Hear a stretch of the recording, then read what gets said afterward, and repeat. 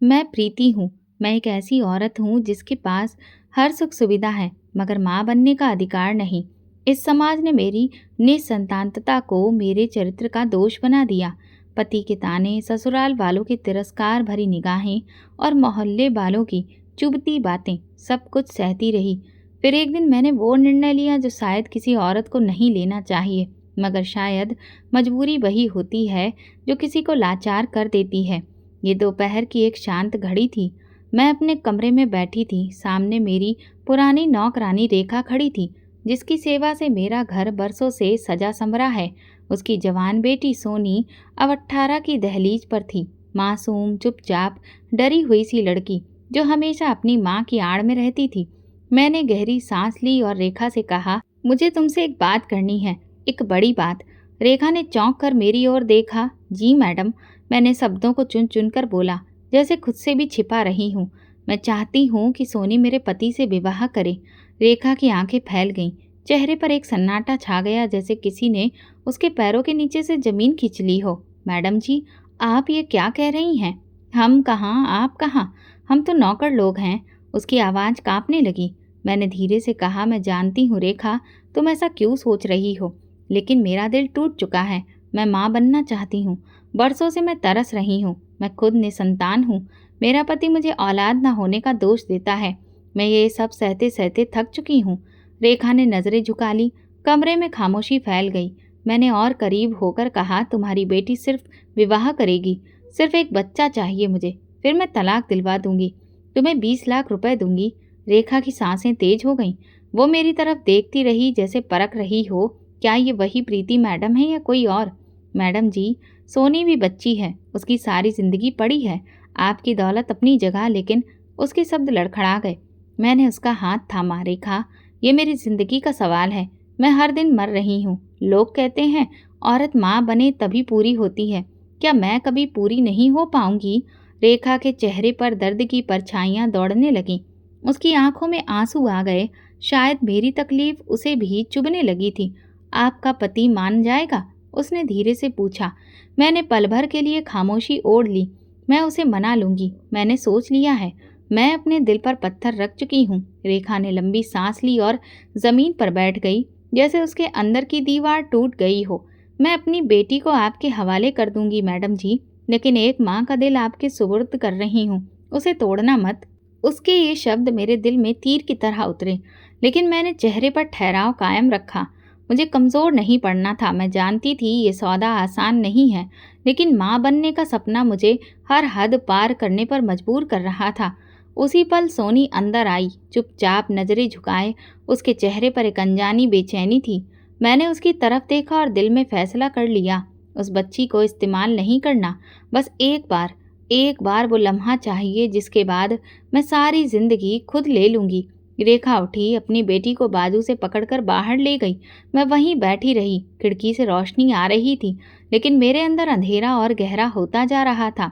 ये मेरी जिंदगी का पहला बड़ा फैसला था। एक ऐसा फैसला जो मेरे पति, मेरी नौकरानी, एक मासूम लड़की और खुद मेरे वजूद को बदलने वाला था। मगर मैं नहीं जानती थी कि यही मेरी बर्बादी की शुरुआत बनेगा। रात भर नींद नहीं आई। दिल में एक अनजानी बेचैनी ने डेरा डाल लिया था। सुबह नाश्ते की मेज पर मनोज हमेशा के उलट चुपचाप बैठा था। उसके हाथ में अखबार था, लेकिन नजरें कहीं और थीं। मैंने उसके सामने चाय का कप रखा और खुद भी बैठ गई। दिल तेजी से धड़क रहा था, जैसे सीने से बाहर निकल आए। एक पल को सोचा चुप रहूं, सब भूल जाऊं, मगर फिर वही खालीपन, वही सन्नाटा मुझे झकझोरने लगा। मनोज, मेरी आवाज़ धीमी थी, जैसे खुद भी शब्दों से डर रही हूँ। उसने अखबार से नजरें हटाई। हाँ बोलो, एक बात करनी है तुमसे। तो करो ना। उसने चाय की चुस्की ली। मैंने हाथ आपस में जोड़े, नजरें झुकाई और धीरे से कहा, मैं चाहती हूँ तुम दूसरी शादी कर लो। मनोज की चाय का कप हवा में ही रुक गया। वो मेरी तरफ देखता रहा, जैसे मैंने कोई मजाक कर दिया हो। क्या कहा तुमने? उसकी आवाज में गुस्सा था। एक लड़की है, सोनी, रेखा की बेटी। मनोज की आंखें संकुचित हो गईं। चेहरा तनाव से भर गया। तुम पागल हो गई हो प्रीति। मैं किसी नौकरानी की बेटी से शादी करूं? ये मेरे लिए आसान नहीं है, लेकिन मैं तुम्हें खोए बिना माँ बनना चाहती हूँ। मेरी आवाज़ टूट रही थी। मनोज गुस्से से उठ खड़ा हुआ। कुर्सी पीछे सरक गई। तुम्हें शर्म नहीं आती? मैं कौन हूँ तुम जानती हो? लोग क्या कहेंगे?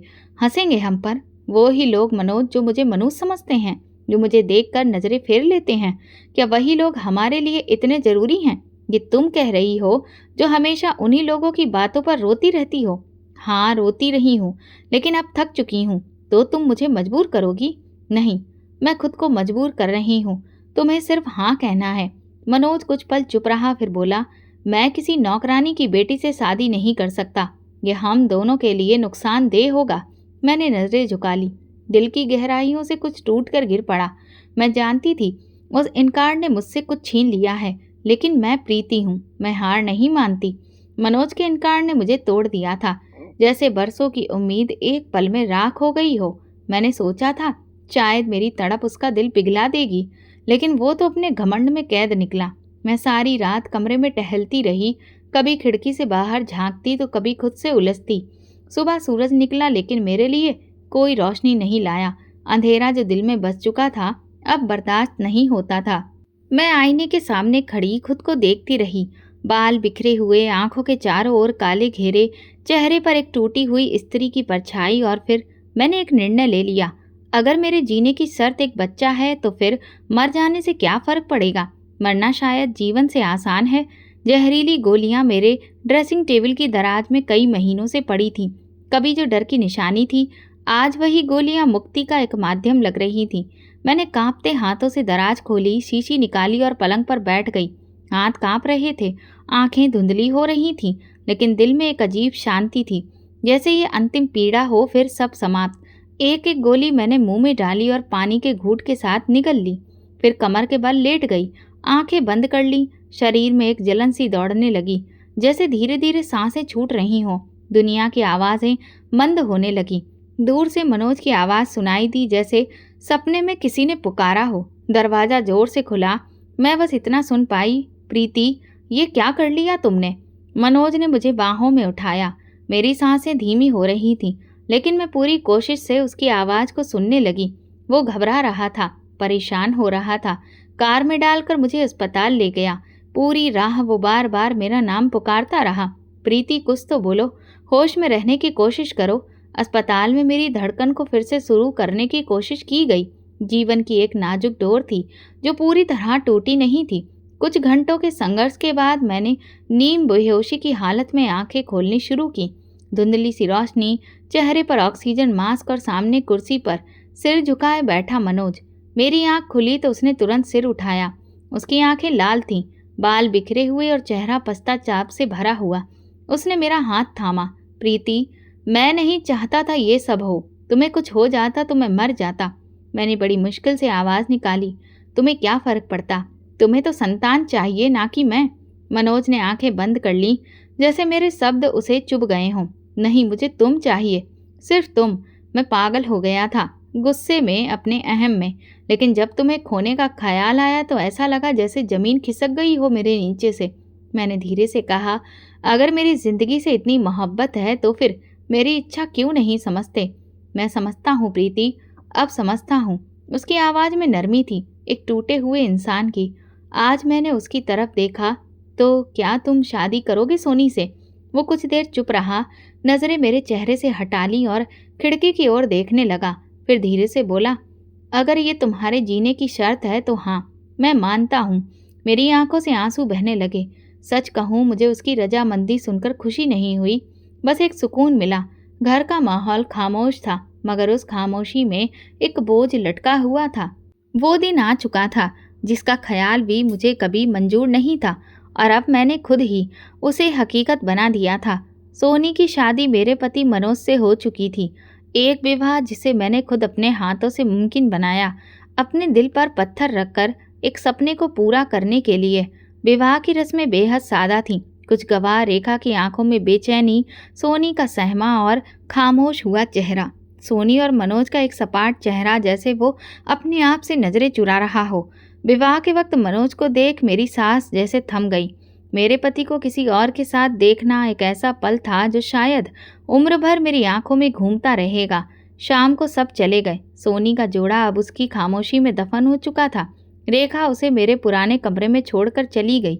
मैंने खुद को अपने कमरे में बंद कर लिया।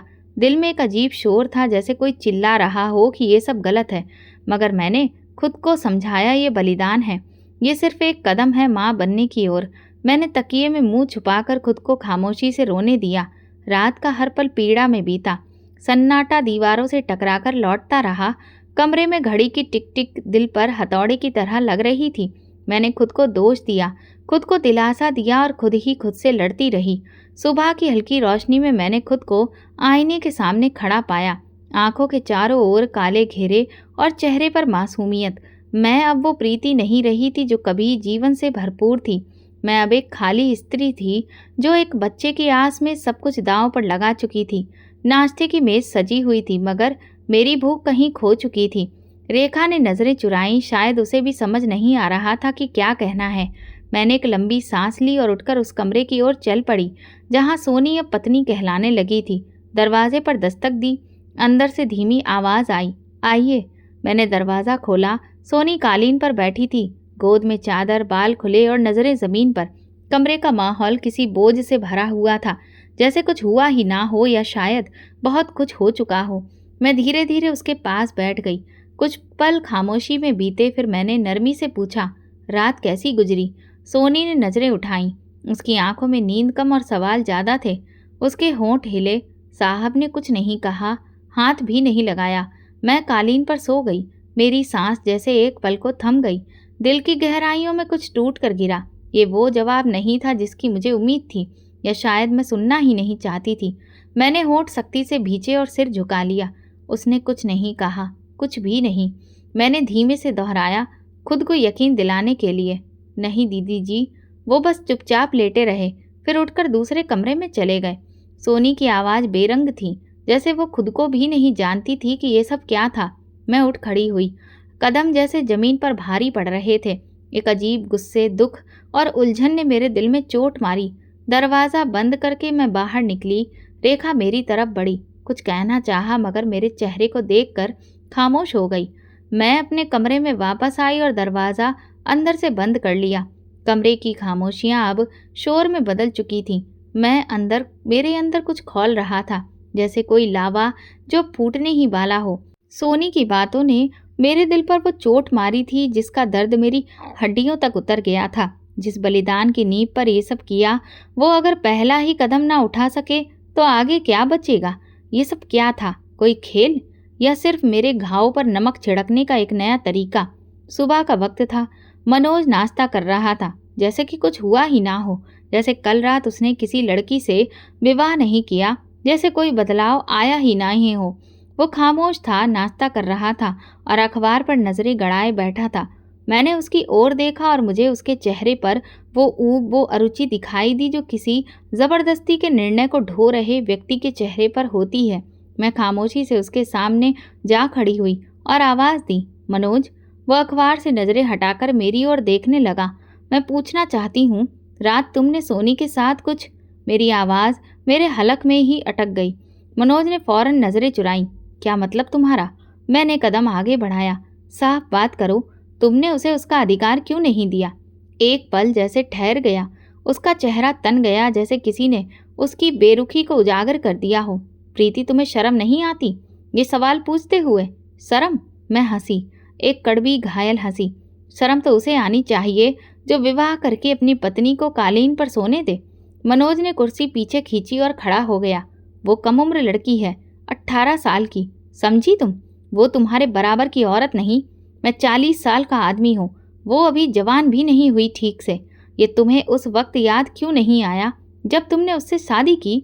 उस वक्त तो तुम्हारी जुबान पर कोई आपत्ति नहीं थी। वो शादी तुम्हारे कहने पर हुई। प्रीति, तुम्हारी जिद पर, तुम्हारी जान लेने की कोशिश, तुम्हारी जिद्दी इच्छा, अब उसका नतीजा मेरे सिर क्यों डाल रही हो? मैं एक कदम और आगे बढ़ी, चेहरा उसके बिल्कुल पास ले जाकर बोली, मनोज, मैंने तुम्हें मजबूर किया। हाँ, क्योंकि मुझे बच्चा चाहिए, मुझे सिर्फ बच्चा चाहिए। मनोज का चेहरा गुस्से से लाल हो गया। उसने हाथ की मुट्ठी बंद कर ली, जैसे कि वो खुद को रोक रहा हो। तुम इतनी निर्दयी हो चुकी हो, एक लड़की को सिर्फ एक कोख समझती हो, इंसान नहीं। हाँ, मैं निर्दयी हो चुकी हूँ, क्योंकि दया से कुछ नहीं मिला। सालों की निसंतानता, तुम्हारे ताने, लोगों की नफरत, समाज की बातें, इन सब ने मेरे अंदर की औरत को ख़त्म कर दिया। वो मेरी तरफ घूरता रहा, जैसे मेरे अंदर कोई अजनबी स्त्री खड़ी हो। तुमने सोचा भी है, अगर कल वो लड़की गर्भवती नहीं हुई, अगर वो बांझ निकली, तब क्या करोगी? तब की तब देखी जाएगी। लेकिन अभी तुम उसके करीब जाओ, उसे उसका अधिकार दो, वरना सब कुछ बेकार है। और अगर मैं नहीं गया तो फिर बताओ, तुमने हाँ क्यों की थी? क्यों मुझे अस्पताल से जीवित घर लाए थे? क्यों मेरे हाथ थामे थे कि मेरी जान बचाओगे? क्या ये सब झूठ था? मनोज चुप हो गया। उसके चेहरे पर पछतावा भी था, गुस्सा भी और शायद डर भी। मैं जानती थी उसके लिए ये आसान नहीं था, लेकिन मैं अब कोमलता की कोई गुंजाइश नहीं छोड़ चुकी थी। मेरे अंदर सिर्फ खालीपन था, और वो खालीपन किसी की कोख से भरना था, चाहे किसी और की ही हो या मेरी खुद की। मनोज ने सिर झुका लिया, जैसे हार मान रहा हो, मगर उस हार में भी एक बगावत छुपी थी। वो नहीं चाहता था कि ये सब हो, लेकिन वो जानता था कि अब वापसी का दरवाज़ा बंद हो चुका है। मैं वहाँ से लौट गई, लेकिन मेरे कदमों में वजन था। हर कदम पर जैसे ज़मीर चिल्ला रहा था, मगर मैंने ज़मीर की आवाज़ को दबा दिया था। मैंने खुद को ये मानने पर मजबूर कर लिया था कि ये सब मैं किसी और के लिए नहीं, सिर्फ अपने लिए कर रही हूँ, अपने अंदर की उस प्यास के लिए जो बरसों से तड़प रही थी। घर के कोने कोने पर यह अदृश्य बोझ मंडरा रहा था, जैसे हर वस्तु थमी हो, निष्प्राण हो। सांसें भी ले रही थी, लेकिन सुस्त। वो समय जो मेरे सपने की पहली सीढ़ी होना था, अब उलझनों, झुंझलाहटों और एक ऐसी मौन पीड़ा में बदल चुका था जिसे शब्दों में पिरोना मुश्किल था। सोनी अब मेरे घर में मनोज की पत्नी थी, और मेरे लिए सिर्फ एक मकसद का जरिया। लेकिन मनोज जैसे खुद से भाग रहा हो। हर दिन हर रात वो सोनी से दूर होता गया। मैंने उसे कई बार परखा, उसकी नज़रों से, उसके रवैये से, लेकिन हर बार वो चुपचाप नज़रें चुरा लेता। और सोनी, वो अब पूरी तरह चुप हो चुकी थी। एक रात मैं मनोज के कमरे के बाहर से गुजर रही थी कि आहट सुनकर रुक गई। दरवाज़ा थोड़ा खुला था। मैंने अंदर झांका। कमरे में हल्की रोशनी थी। सोनी एक और चारपाई के किनारे पर बैठी थी, और मनोज खिड़की के पास खड़ा बाहर देख रहा था, चेहरा उलझन से भरा, नज़रें खोई हुई। मेरी सांस जैसे थम गई। दरवाज़ा खटखटाने के बजाय मैं पीछे हट गई। मेरे अंदर एक अजीब सी बेचैनी थी। अगली सुबह मैंने हिम्मत करके मनोज से बात करने का फैसला किया। वो आंगन में बैठा अखबार पढ़ रहा था। मैं उसके सामने जा बैठी। कुछ लम्हे गुजरे, फिर मैंने नरमी से पूछा, क्या तुम अब भी उसके करीब नहीं गए? मनोज ने सिर उठाया, कुछ पल के लिए मेरी तरफ देखा, फिर अखबार में खो गया। प्रीति, तुम नहीं समझोगी, ये आसान नहीं है। क्या आसान है मनोज? मेरे अपने आप को ख़त्म कर लेना, या सोनी को रातों को अकेले सोते देखना? तुम्हारी खामोशी मेरे सब फैसलों को झुठला रही है। उसने अखबार एक तरफ रख दिया और मेरी तरफ देखा। जो हुआ तुम्हारे सामने है। शर्म आती है प्रीति, कुछ नहीं हो पाता। मैं तुम्हें देखता हूँ तो सोनी एक बोझ लगती है, जैसे मैं तुमसे धोखा कर रहा हूँ। मेरे होंठ सिले रह गए, दिल जैसे किसी ने भींच लिया हो। मैंने नज़रें नीची कर ली और बस इतना कहा, फिर वो सब क्यों किया? क्यों उससे शादी की? क्यों मेरा यकीन लिया? अगर तुम ये सब कर नहीं सकते थे, तुमने मजबूर किया था। उसका स्वर धीमा पड़ गया था। मैंने तुम्हारी खातिर हाँ की, मगर मैं खुद को उसके करीब नहीं ला सकता। क्या तुम समझते हो कि ये सोनी के लिए आसान है? क्या वो कोई लकड़ी की गठरी है? एक शरीर जिसे जब चाहो इस्तेमाल करो और जब चाहो नज़रअंदाज। मनोज चुप हो गया। शायद उसे अब सोनी की चुप्पी की पीड़ा महसूस हो रही थी। उसी रात जब मैंने सोनी के कमरे का दरवाज़ा धीरे से खोला, वो जाग रही थी। कमज़ोर रोशनी में उसका चेहरा फीका लग रहा था, जैसे किसी ने उसके सारे रंग छीन लिए हों। तुम सोई नहीं अभी तक? मैंने आहिस्ता से पूछा। नींद नहीं आती दीदी जी, वो नीचे देखते हुए बोली। मैं कुछ देर उसके पास बैठी रही, फिर दिल की गहराई से निकला, सोनी, कुछ भी कहने का दिल करे तो ज़रूर कहना। तुम इस घर में अकेली नहीं हो। वो धीरे से सिर हिला गई, लेकिन मैं जान गई थी कि वो अब अंदर से खाली हो चुकी है। ये चुप्पी सिर्फ डर की नहीं, पीड़ा की थी। मैं अपने कमरे में लौट आई। दिल में एक अजीब सा महसूस होने लगा। मैंने रात के अंधेरे में चुपचाप आसमान की तरफ देखा। वहाँ कोई तारा ना था, जैसे मेरी किस्मत का आसमान भी काला हो चुका था। और उन्हीं खामोश रातों में मैंने सोचना शुरू किया कि शायद मेरी किस्मत में माँ बनना लिखा ही नहीं, या शायद मेरी कोशिशें अभी भी अधूरी हैं। मगर एक बात तय थी, ये रिश्ता अब जिस तरफ भी जाए मुझे उसकी राहदारी खुद करनी होगी। चाहे मुझे और कितनी ही रातें चुप्पी में काटनी पड़े। खामोश रातों का सिलसिला जैसे बेहद बेहिसाब बढ़ता जा रहा था। हर गुजरते दिन के साथ मेरे अंदर का खालीपन और गहरा होता जा रहा था। मनोज की बेरुखी, सोनी की चुप्पी और मेरे अपने जज्बात की बेबसी, ये सब एक बंद दायरे में मुझे घुमा रहे थे, जहाँ से कोई रास्ता नजर नहीं आता था। मनोज अब रातों को घर देर से लौटता, बात कम करता, नजरें मिलाने से कतराता। एक सुबह जब सब अपने कमरों में थे, मैंने सोनी के दरवाजे पर दस्तक दी। वो धीरे से दरवाज़ा खोलकर मेरे सामने आई, चेहरे पर एक अजीब सी थकान और चुप्पी। वो कुछ बोली नहीं, बस नजरें नीचे किए खड़ी रही। मैंने नरमी से कहा, मैं मायके जा रही हूँ, 2-3 दिन के लिए। ज़रा दम घुटने लगा यहाँ। सोनी ने चौंक कर मेरी तरफ देखा, जैसे ये खबर उसके लिए अचानक हो। कुछ कहने के लिए लब खुले, फिर वो रुकी और धीरे से बोली, कुछ काम हो तो बताना दीदी जी। मैंने उसके कंधे पर हाथ रखा। हाँ, तुम भी अगर कुछ कहना चाहो, कुछ भी, तो मुझे फ़ोन करना। तुम अकेली नहीं हो। सोनी ने नज़रें मेरी आंखों में गाड़ दी, जैसे कोई फैसला कर चुकी हो। आप ना जाएं दीदी जी। मेरे पैरों तले ज़मीन जैसे खिसक गई। उसके लहजे में अजीब सी घबराहट थी। ये क्यों कहा तुमने? मैंने धीरे से पूछा। सोनी ने नज़रें हटा ली। बस यूं ही दिल में आया। मैं कुछ कहना चाहती थी, कुछ पूछना, मगर फिर खुद को रोक लिया। दिल ने कहा, छोड़ दो, शायद ज़्यादा सोच रही हो। कुछ दिन के लिए दूर जाना बेहतर है, शायद इस वक्त दिमाग को कुछ सुकून दे। मैंने अपना सामान पैक किया, मनोज को एक संदेश भेजा, 2 दिन के लिए मायके जा रही हूँ। जवाब आया भी तो सिर्फ ठीक है, ख्याल रखना। गाड़ी में बैठते वक्त घर की दीवारें कुछ और ही लगने लगीं, जैसे पीछे कुछ अधूरा छोड़ कर जा रही हूँ। सोनी का चेहरा आंखों में घूम रहा था, उसकी आंखों की नमी, उसकी आवाज़ की कांपती लय और वो आखिरी वाक्य, अभी मत जाओ, घूम रहा था। ये वाक्य मेरे मन में ऐसे चिपक गया जैसे सदियों पुराना कोई सपना, जो जागते में भी पीछा न छोड़े। माँ के घर आकर भी मैं चैन से ना रह सकी। अम्मा बार बार पूछती, ठीक हो ना, क्या हुआ है? और मैं हर बार झूठ बोलती, सब ठीक है, बस थोड़ी थकान है। मेरे हाथों में चाय का कप था और दिमाग में सोनी। उसकी आंखें मेरे दिल दिमाग में तस्वीरों की तरह छिपी थीं। 2 दिन गुजर गए। मैंने खुद को समझाया कि ये वक्त शायद बेहतर है। शायद सोनी और मनोज इस दौरान एक दूसरे के करीब आ जाएं। शायद मेरी गैर मौजूदगी उनके बीच की दीवार गिरा दे। मगर दिल की गहराइयों में एक उलझन थी, जो हर पल और भी ज्यादा गहरी होती जा रही थी। तीसरे दिन शाम को सोनी का कोई संदेश न आया। रेखा ने भी संपर्क नहीं किया। मैंने फ़ोन उठाया, नंबर मिलाया, मगर कॉल उठाई ना गई। दिल में हल्का सा डर बैठ गया। मैंने अगली कॉल मनोज को की। इस बार उसने तुरंत फ़ोन उठा लिया। सब ठीक है? मैंने जल्दी से पूछा। हाँ, सब ठीक है, तुम चिंता मत करो। मनोज की आवाज़ में वही सपाट लहजा था, जैसे कुछ छुपाने की कोशिश कर रहा हो। मैंने सोनी के बारे में पूछना चाहा, मगर उसने बात का रुख बदल दिया। तुम कब वापस आ रही हो? कल सुबह, मैंने जवाब दिया, मगर दिल में एक तूफान उठ चुका था। वो रात बहुत लंबी थी, नींद आंखों से मीलों दूर थी। मैं नहीं जानती थी मेरी गैर मौजूदगी में क्या हो चुका है, लेकिन इतना यकीन था कि कुछ तो ऐसा है जो मेरी वापसी का इंतजार कर रहा है, कुछ जो मुझे झंझोड़ कर रख देगा, कुछ जो शायद सब कुछ बदल देगा। सुबह सूरज निकला तो मैंने खुद को फिर उसी दोहरे रास्ते पर पाया, जाना है या नहीं। लेकिन अजीब बात थी, दिल जैसे चाहता भी था कि मैं अभी ना जाऊं। शायद डर था, शायद थकान, या शायद जिद। फ़ोन उठाया और सोनी का नंबर मिलाया। दूसरी बैल पर उसने फ़ोन उठा लिया। नमस्ते दीदी जी। उसकी आवाज़ कांप रही थी। नमस्ते, कैसी हो? मैंने जैसे आम सी बात की। ठीक हूँ, आप ठीक हैं? कब वापस आ रही हैं? मैंने पल भर को रुकावट की, फिर सर्द लहजे में बोली, नहीं आ रही, अभी कुछ दिन और रुकूंगी। दूसरी तरफ कुछ पल के लिए चुप्पी साध दी।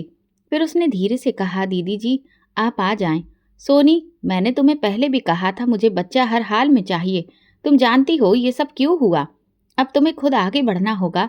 लेकिन दीदी जी, उसने कहना चाहा, लेकिन मैंने बात काट दी। तुम साहब के करीब होने की कोशिश करो, उनके साथ समय बिताओ। मैं तुमसे मोहब्बत नहीं मांग रही, बस एक कर्तव्य निभाने को कह रही हूँ। ये शादी इसलिए हुई थी कि मैं माँ बन सकूं। दीदी जी, वो मुझसे बात भी नहीं करते, आंख नहीं मिलाते। उसकी आवाज़ भीगी हुई थी। तो तुम कोशिश करो, उन्हें पास आने दो। पुरुष को एहसास से ज़्यादा वातावरण चाहिए। तुम उनके लिए वो वातावरण बनाओ, नरमी से, चुप्पी से, जैसे एक पत्नी करती है। सोनी चुप हो गई। उसकी सांसों की आवाज़ फ़ोन पर साफ सुनाई दे रही थी। मैं तुम्हें तकलीफ में नहीं देखना चाहती सोनी, लेकिन अगर तुम भी कोशिश ना करो तो ये सब बेकार जाएगा। और याद रखो, अगर ये मौका गया तो ना तुम्हें कुछ मिलेगा ना मुझे। मैंने फ़ोन बंद कर दिया। दिल में एक अजीब सा बोझ था, जैसे कुछ कहना रह गया हो, लेकिन मैं जानती थी अब नरमी की गुंजाइश नहीं थी। सोनी ने मेरी आंखों के सामने शादी की थी। उसकी मासूमियत, उसकी खामोशी, सब मैंने अपनी खुदगर्जी से रौंद दी थी। अब मुझे अपनी जिद पूरी करनी थी, हर कीमत पर। उसी रात रेखा का संदेश आया, दीदी जी सोनी चुप चुप रहने लगी है, कुछ खाती भी नहीं, कृपया वापस आ जाइए। मैंने संदेश सुना मगर जवाब नहीं दिया। फिर फोन आया, इस बार सोनी की कॉल थी। मैंने कुछ पल देखा, फिर कॉल उठाई। दीदी जी मैं क्या करूं? वो मुझे देखते भी नहीं। आप वापस आ जाइए ना। उसकी आवाज में घबराहट थी और वही बेबसी जो मेरे दिल को चीरने लगी। सोनी तुम्हें खुद कुछ करना होगा। क्या तुम ये नहीं चाहती कि तुम्हारी माँ को वो सब कुछ मिले जिसकी उसे चाह है? तुम जानती हो ये तुम्हारी माँ का सपना है। वो 20 लाख का वादा तुम्हारे बेहतर भविष्य के लिए था। तुम्हें ये सब समझना होगा। समझती हूँ दीदी जी, लेकिन साहब तो जैसे मुझसे नफरत करते हैं। नफरत नहीं करते, बस झिझक है। वक्त के साथ सब ठीक हो जाएगा। तुम हिम्मत रखो, खुद को मजबूत बनाओ। तुम अब सिर्फ रेखा की बेटी नहीं हो, तुम अब एक पत्नी हो, और पत्नी को अपना हक खुद लेना पड़ता है। सोनी ने जवाब नहीं दिया, मगर उसकी खामोशी में एक थकान थी। मैंने फोन बंद किया और दिल पर हाथ रख लिया। कुछ देर में अम्मा कमरे में आई।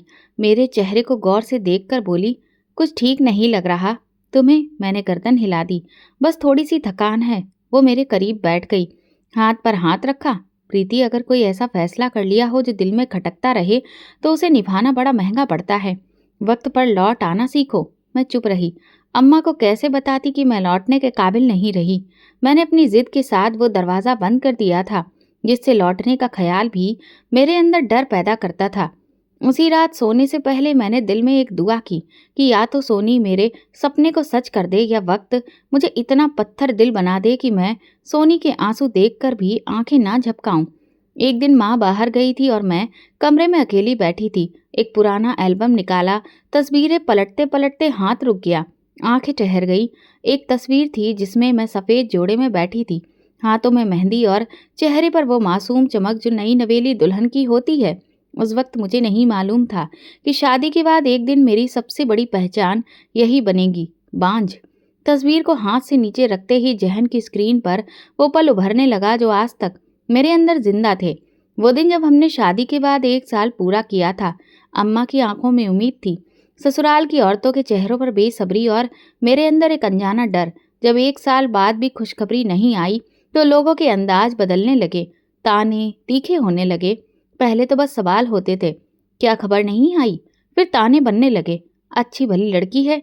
और फिर कानाफूसी होने लगी, किसी किसी के नसीब में संतान नहीं होती। मोहल्ले की औरतें जब गर्भवती होती तो मेरे घर का रास्ता बदल लेती। एक बार एक औरत के बच्चे की पैदाइश हुई तो उसकी सास ने मुझे फंक्शन में नहीं बुलाया। वजह ये कि कुछ औरतों की परछाई बच्चे पर भारी पड़ती है। मैंने उस दिन आईने के सामने खड़े होकर खुद को देखा। कोई निशान, कोई दाग तो नहीं था मेरे चेहरे पर। फिर ये मनुष्यत क्यों जुड़ी थी मुझसे? मैंने मनोज को बताया। आंखों में नमी थी, आवाज भीग रही थी। मुझे लोग मनोज कहते हैं मनोज। तुम्हें भी शर्मिंदगी होती होगी मेरी वजह से। वो हंसा नहीं, न रुका। वो बस सीधा सा जवाब दिया, शर्मिंदगी की बात है प्रीति। ये वो रात थी जब मैं पूरी तरह टूट गई थी। सोफे पर, जमीन पर, बिस्तर पर, जहां जगह मिली आंसू बहाए। मैं किस पाप की सजा भुगत रही हूँ।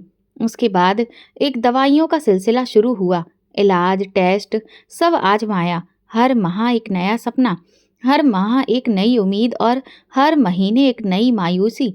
मेरी पूरी जिंदगी एक कैलेंडर में कैद हो गई थी जिसमें दिन नहीं, सिर्फ उम्मीदें और इनकार दर्ज थे। एक दिन मनोज ने मुझे दवा की पर्ची लाकर दी और साथ ही तंज किया, शायद ये आखिरी कोशिश हो। इसके बाद तुम्हें मान लेना चाहिए कि तुमसे नहीं हो सकता। मैंने वो पर्ची फाड़ दी थी। उस दिन आंखों में आंसू थे। मैंने सोनी से शादी इसलिए करवाई थी कि शायद वक्त, तकदीर, सब मिलकर वो दरवाज़ा खोल दे जो बरसों से बंद था। लेकिन अब लग रहा था वो दरवाज़ा एक और कैद की तरफ खुल गया है। मेरे अंदर एक शोर था, लेकिन बाहर मुकम्मल खामोशी। मैं अम्मा के घर की छत पर बैठी थी, रात का अंधेरा फैल चुका था। सितारे जिन्हें कभी मैं ख्वाहिशें सुनाया करती थी, आज बस बेजान बिंदु लगते थे। दिल में डर जन्म लेने लगा था कि शायद मैंने अपनी आखिरी उम्मीद भी खो दी है। शायद सोनी से शादी करवा के भी कुछ नहीं बदला। शायद वो भी इसे खाली गोद का हिस्सा बन जाएगी, जिसे मैं भरने के लिए सब कुछ कुर्बान कर चुकी हूँ। मैंने अपने हाथों को देखा, वही हाथ जिनसे मैंने सोनी के सिर पर प्यार रखा। लेकिन अब दिल के किसी कोने में एक और ख्याल उठ रहा था। अगर सोनी भी मेरी तरह निसंतान निकली तो क्या मैं फिर उसे भी कसूरवार ठहराऊंगी या खुद को? मैं जानती थी वक्त मेरे फैसले पर फैसला सुनाने वाला है, और उस फैसले की कीमत शायद मेरे सहारे, मेरे रिश्ते, यहाँ तक कि मेरी पहचान तक हो सकती है। रात की ठंडी हवा चेहरे पर लगी, मगर अंदर का बुखार बढ़ता जा रहा था। माँ जी की दहलीज पर खड़े होकर मैंने सिर्फ इतना कहा, अगर ये कुर्बानी भी व्यर्थ गई तो फिर बस अफसोस रह जाएगा, क्योंकि मैंने सिर्फ एक गोद भरने की ख्वाहिश की थी, बस एक गोद। अतीत की दहलीज पर बैठी मैं अभी ये सब सोच रही थी। अचानक मोबाइल की घंटी ने मुझे चौंका दिया। स्क्रीन पर सोनी का नाम था और दिल को जैसे किसी ने मुट्ठी में ले लिया हो। मैंने फौरन कॉल उठाई। दीदी जी, उसकी आवाज़ में कंपन थी, घबराहट और वही पुरानी थकन। लेकिन आज कुछ और भी था। क्या हुआ सोनी? मैंने जल्दी से पूछा। वो फूट फूट कर रो दी। अल्फाज गड़बड़ा गए। फिर संभल कर बोली, वापस आ जाइए साहब। साहब मुझे कुछ कर देंगे। मेरे जिस्म में जैसे बिजली सी दौड़ गई। डर ने गला घोट लिया। क्या किया उसने? क्या किया मनोज ने? बस आप आ जाइए। मैं नहीं जानती वो क्या चाहता है। मैं यहाँ नहीं रह सकती। कॉल कट हो गई। मैं सांस लेने के लिए भी रुक गई। एक लम्हा भी जाया किए बिना मैंने सामान समेटा। अम्मा ने रोका, पूछा क्या हुआ, मगर मैंने कुछ ना कहा। सिर्फ एक वाक्य निकला, सोनी खतरे में है। गाड़ी में बैठते ही मैंने लगातार सोनी को कॉल की, रेखा को संदेश भेजा, लेकिन कोई जवाब नहीं आया। जब मैं घर पहुंची तो मनोज आंगन में खड़ा था, खामोश, आंखों में किसी अजनबी सी हालत। मैं लपक कर उसके पास पहुंची। कहाँ है सोनी? उसने मुझे फोन किया था। वो डरी हुई थी। क्या किया तुमने? मनोज ने मेरी तरफ देखा, चेहरा सपाट, आवाज सख्त। मैंने उसे तलाक दे दिया है। मेरे कदम वहीं पर जम गए, जैसे कि जमीन ने मेरे तलवों से मिट्टी ही खींच ली हो। क्या? मेरी आवाज खामोशी में बदल गई। तलाक दे दिया? वो मुड़ा और अंदर जाने लगा। मैंने उसका बाजू पकड़ा, जोर से झटका। बच्चा हुआ भी नहीं और तुमने उसे तलाक दे दिया? ये सब क्या था? ये शादी, ये वादे सब झूठे थे। मनोज ने मेरी आंखों में देखा। मैं नहीं चाहता कि वो मेरे साथ रहे, ना अब न कभी, बस खत्म। कहाँ है वो? पता नहीं। झूठ मत बोलो मनोज, मैं चीखी। तुमने उसके साथ कुछ किया है, तुमने उसे नुकसान पहुंचाया है। प्रीति, मैंने जो करना था कर लिया। अब वो माँ बेटी इस घर में नहीं है और मुझे उनका कोई पता नहीं है। मैं पागलों की तरह कमरे से निकली, सोनी के कमरे में गई। खाली अलमारियां खुली हुई थीं, कपड़े, चादर सब गायब। रेखा के कमरे में गई, सन्नाटा था, जैसे कभी कोई था ही नहीं। घर में उनका कोई नामो निशान नहीं बचा था। दिल जैसे धक्क से रह गया। मैंने नौकरों से पूछा, किसी को कुछ मालूम नहीं था। मैंने करीबी अस्पतालों को फोन किया, पुलिस स्टेशन तक का रुख किया, लेकिन ना रेखा का कोई रिकॉर्ड था, ना सोनी का। जैसे जमीन निगल गई हो उन्हें। रात हो चुकी थी और मैं कमरे में बैठी अपने बालों में हाथ दिए बस सोचती रही। एक हफ्ता पहले जिस लड़की ने मुझे कहा था वापस आ जाइए, आज वो खुद कहाँ है? मेरे अंदर एक खाली गूंज थी, एक सवाल जो गूंजता रहा।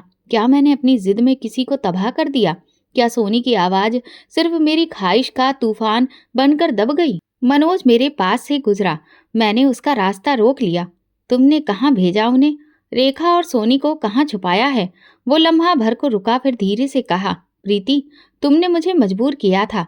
अब जो हुआ उसकी जिम्मेदारी भी तुम पर ही है।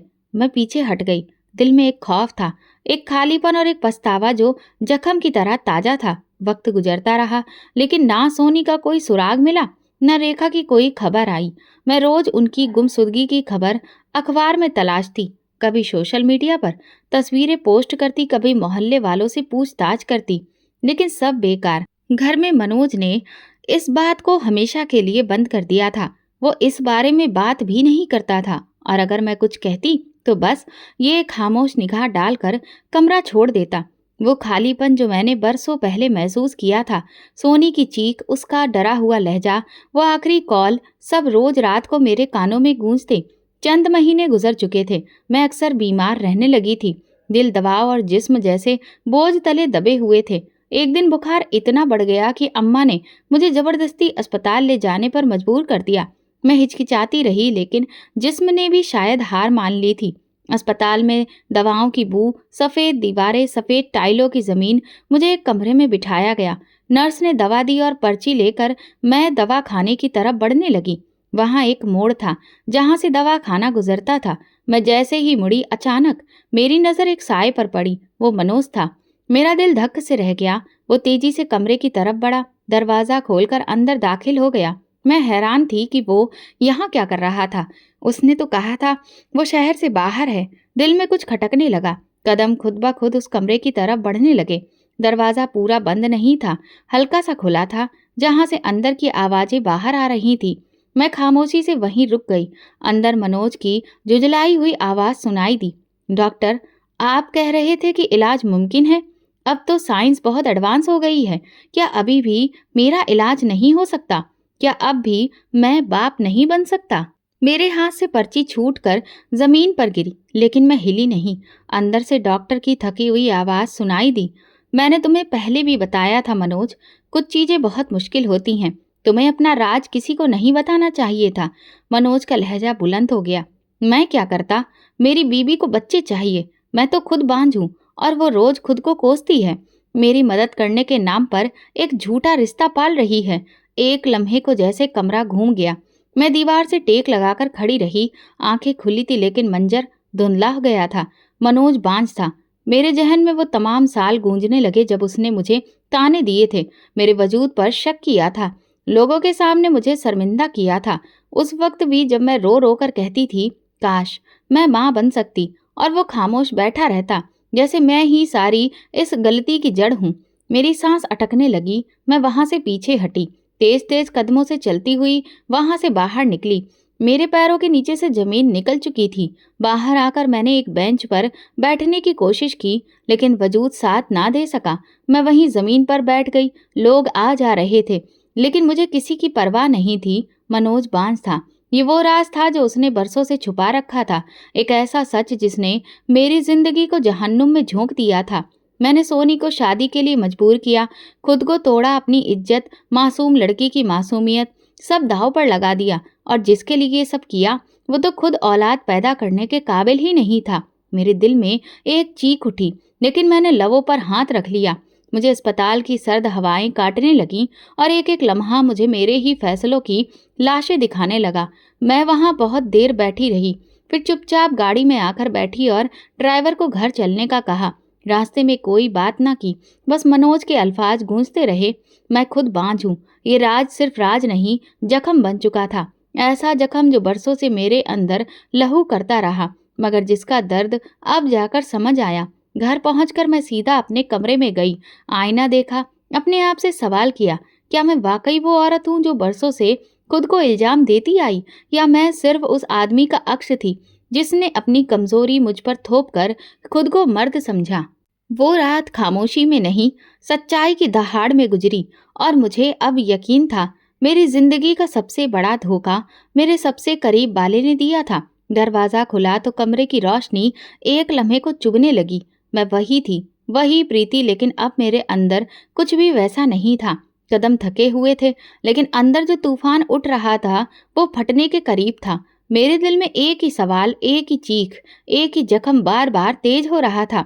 अगर वो खुद बांझ था तो फिर उसने मेरे वजूद को क्यों रौंद डाला? मनोज लॉन्च में बैठा था, जैसे किसी और दुनिया का बंदा हो। मैं खामोशी से उसके सामने जाकर खड़ी हो गई।